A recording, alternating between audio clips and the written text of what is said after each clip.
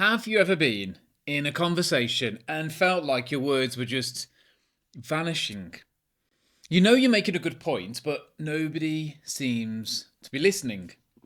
Or maybe you've walked away from an interaction with somebody feeling small, overlooked, and as if you were a ghost in the room. What if I told you that you might accidentally be signalling to people that they shouldn't respect you? That you could be sabotaging your own power through tiny silent habits you don't even know you have. These are the quiet mistakes that broadcast weakness, invite disrespect, and hold you back from the influence that you deserve. In this episode of Let's Talk Confidence, I want to share with you the journey of someone I worked with who learned to spot and fix 5 mistakes, and in the process completely change how they were seen. Welcome to Let's Talk Confidence, the first and last place you need to go to build long-lasting confidence. I'm your host and coach, Josh Sutton. Please do give us a like and follow and review and share it with somebody who you know needs to hear this message today, as that's the only way that we can grow and benefit more people. It'd be really, really appreciated. Let's dive into today's episode. Okay, so we're going to look at 5 mistakes that you might be making that can make you come across as weak and timid. I'm going to use a client story, a client that I worked with for a while. So I got to know him really well and his story and be part of his transformation. We're going to call him Jake. Okay, so mistake number 1. The first silent mistake that kills your presence is what I call the apology posture. This is when you unconsciously make your body smaller as if you're apologising for the very space that you occupy. So, what does it look like? Typically, slumped shoulders, curved spine, tuck your chin in. It's going to be exaggerated now to look a bit strange, but kind of this really small, take up as much space as possible. You might cross your arms tightly, not in defiance, but to just shrink and shield yourself away from the world. You're physically saying, don't mind me, I'm not important. And this was Jake's default setting. He'd walk into his weekly team meeting and immediately kind of fold himself. And he did it a little bit on our sessions as well. It's where I first noticed it. He wouldn't take a chair to his main table in the meetings, but he'd be one behind kind of everybody else. And when he sat, shoulders rolled forward, hunch over, and he'd stare down at his notebook as if it held all of the answers. And you'll know people that do that as well. Maybe it's even yourself. What he was doing there was creating a silent, invisible barrier. And like I say, he did this in the first couple of sessions that we held together. He told me one day that really stood out to him before things started to change. His team was brainstorming a fix for a problem that they'd had for a while. And he had a really good idea he'd actually been working on for quite a while. He said he cleared his throat, started to speak, but as he spoke, he remembered at the time that his body was like physically compressed and his posture told a completely different story than his words. He felt really embarrassed. His body was basically saying, I'm not sure about this, or please don't challenge me. So people didn't. They just ignored him. The conversation moved on as if he hadn't said a word. And he told me he remembered in that moment he felt that familiar sting of being invisible. He wasn't just overlooked. He'd made himself easy to overlook. The solution is a conscious physical expansion. Power isn't just in your head, it's a physical state. And the most respected people command respect before they even speak. And they do it by taking up space. It means standing or sitting up straight, pulling your shoulders back and down, opening your chest, not in a weird way, but just being expansive, holding your head high, almost as if a string is gently pulling it to the ceiling. It's not about being arrogant. It's not about looking down your nose at people. It's just about presence. An upright posture, it projects confidence and signals to the rest of the room that you believe you belong there. We corrected it in some of our early sessions and he ran with it everywhere else. He started practicing it everywhere he went. At his desk and the elevator, walking down the streets, just head held high, taking up that presence and that space purposely. He said before his next meeting, he stood in the hallway, kind of just practicing before, pulling his shoulders back, taking a breath. And then when he walked in, he didn't take a chair at the back. He took a seat at the table. He sat upright, placed his hands on the table, not hiding them in his lap. This signals that you're ready to be in the room and to participate. The second silent mistake that makes you look weak is being an emotional reactor. This is the person, we all know them, who's almost like a puppet to their own feelings. When challenged, they get defensive. When praised, they get giddy. When they get criticised, they crumble. Their emotional state is a raw, unfiltered reaction to what's happening around them, showing everyone that they aren't in control of their own inner world. And if you can't control yourself, others won't trust you to control a situation. People respect composure, especially under pressure. And this was Jake's next big hurdle. He was passionate, and I could see that, but that passion often spilled into uncontrolled emotion. He told me of a performance review where his manager brought up like a minor mistake on the project, and it was meant as a gentle, constructive piece of feedback in an otherwise positive review. But Jake said he immediately launched into a defensive explanation, but it wasn't just explaining, it was panicking. He recognised that now. He said in that moment he lost all his leverage. He had planned to discuss a promotion and project a calm, capable image, but instead he came across as fragile and weak, not wanting feedback. His reaction sabotaged his own goals. What's the solution? Well, for this one, the solution is to master the art of the pause. When you're faced with a trigger, criticism, problem, even a personal attack, your power is in the space between the trigger and the response. Instead of instantly reacting, train yourself to stop. Take a deliberate, silent breath. This simple act calms your nervous system, pulling you out of that fight or flight instinct, and gives you a moment to choose, and I do say that word, choose your response, rather than letting your emotions choose for you. Remaining composed in a tense situation shows incredible emotional strength. It signals that you're a stable force who can be trusted when things get tough. Jake started practicing in low-stakes situations again. When a co-worker made an annoying comment, instead of snapping back, he'd pause, breathe, and then reply calmly. When a stressful email landed in his inbox, he refused to reply straight away. Instead, he'd get up, walk away for a minute, and then come back to draft a measured, strategic response. He told me of a meeting that happened a few weeks after he started practicing this. A client was angry about a missed deadline in this high-pressure meeting, and Jake could immediately feel the tension. And he said the old Jake would have become really flustered, but this time, as the client's voice rose, Jake really focused on his breathing. He listened intently, letting them finish without interruption, and then he paused. Then a calm, steady voice, he acknowledged their frustration and immediately pivoted to a solution. The energy in the room totally shifted, he told me. The client met with his calm competence instead of defensiveness, calmed down too. And Jake wasn't just reacting anymore. He was a conductor. He was in control. And that's where we want to get to. If you're already feeling a shift just from learning about these two mistakes and you're ready to reclaim your power, make sure you subscribe, turn your notifications on.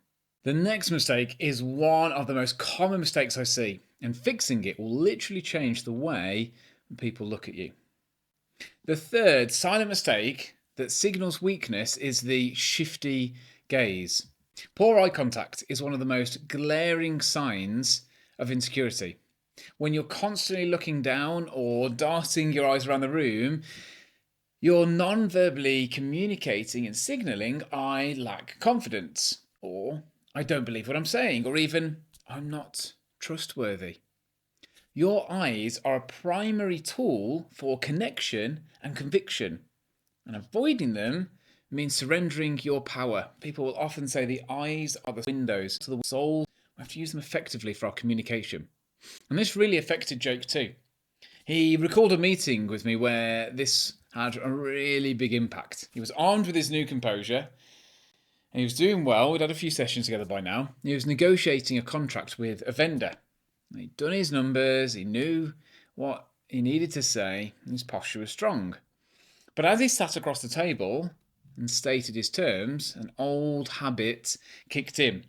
The moment he said his price, his eyes darted away to his notes corner of the room and then back to his notes again. He couldn't hold the vendor's gaze. The vendor saw it immediately, and Jake's averted eyes had betrayed his own uncertainty. It didn't matter that his logic was sound, his eyes told a different story. They basically said, I'm not confident in this number, and you can probably push me for more. And the vendor obligingly did just that. He pushed back hard. Jake, feeling his confidence waver, conceded more than he should have done.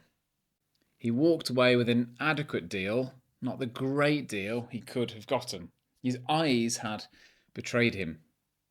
The solution is to cultivate steady, intentional eye contact. This doesn't mean like an aggressive, creepy stare. It means holding someone's gaze for about 4 to 5 seconds at a time, especially when you're making a key point or listening to them. Returning, you can have your eyes in different directions, but returning to someone's gaze at the end of the sentence really shows that authority. It shows you're confident, sincere, and engaged in the conversation. Another good technique I've found helpful is to make an effort to notice the colour of the other person's eyes. And this small mental task forces you to look at them, but it feels more like an observation than a confrontation. Again, don't do it in a starey, creepy way. When you do look away, do it slowly, as if to gather your thoughts before you re-engage a gaze. Jake started practicing this everywhere.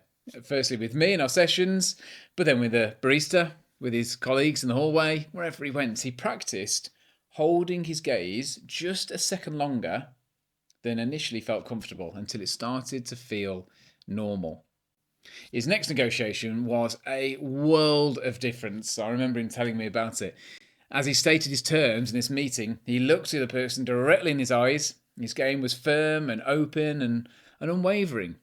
He didn't look away. He delivered his point, held his eye contact, waiting for a response. Now much more confident.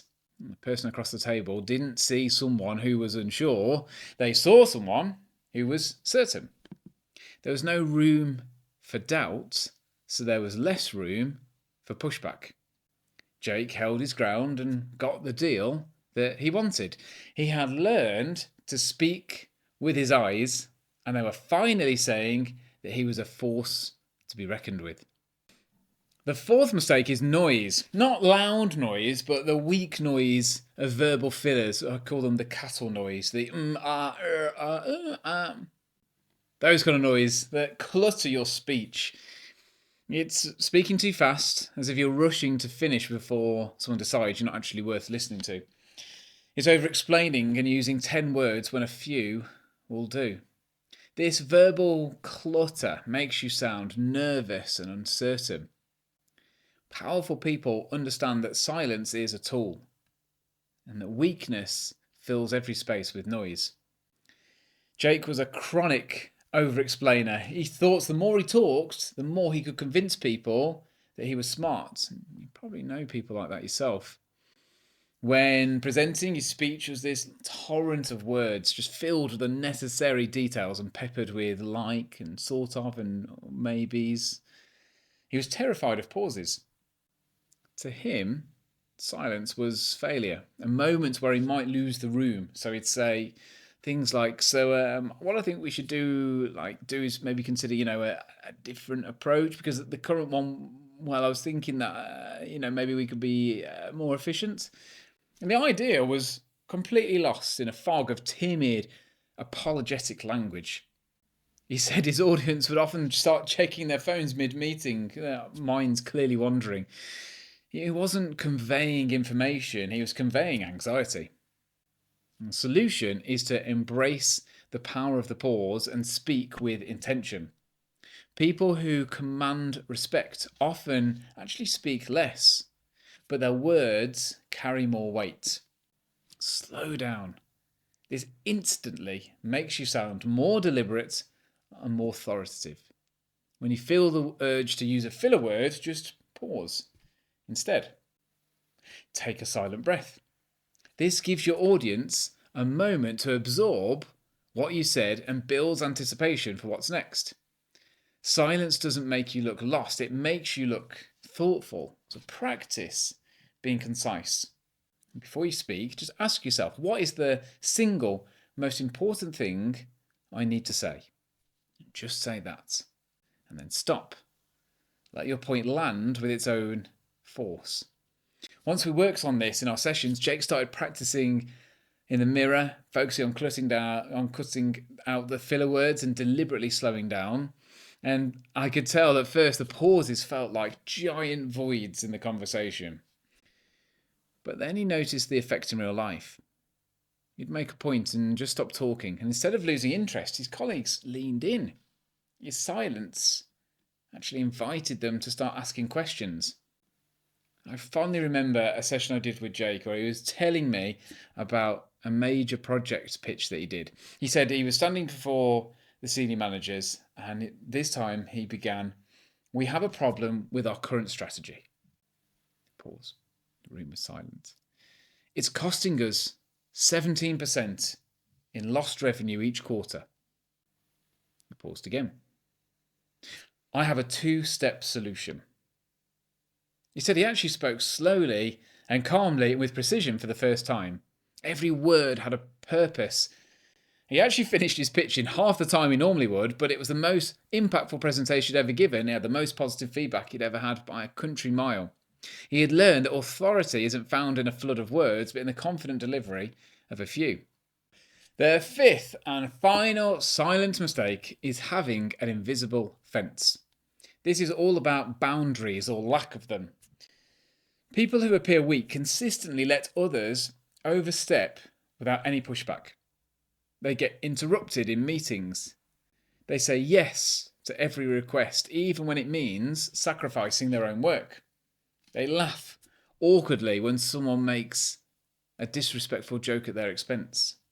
They are constantly sending signals that say, "My time isn't particularly valuable, my words don't matter as much as yours, and your comfort is more important than my self-respect." This was the final piece of Jake's puzzle. He was a nice guy who hated conflict. In conversations, if someone started talking over him, he'd just trail off and let them take the floor. He thought he was being polite, but he was actually just teaching people that it was okay to dismiss him. He told me of one painful meeting where he was outlining the final steps of a project and a senior colleague kind of cut him off to tell an unrelated story. The old Jake would have kind of smiled politely, again shrunk and just waited. But by then the moment would have been lost. And this pattern had repeated itself his whole time that he'd been at this company. It would leave him feeling disrespected, but this was now the norm. He realised his niceness was really a form of weakness, a failure to defend himself and his own values. So the solution is to enforce your boundaries with calm, firm actions. When someone interrupts, you don't have to be aggressive. You can use a very simple but powerful piece of body language. Just hold your ground, don't break your posture.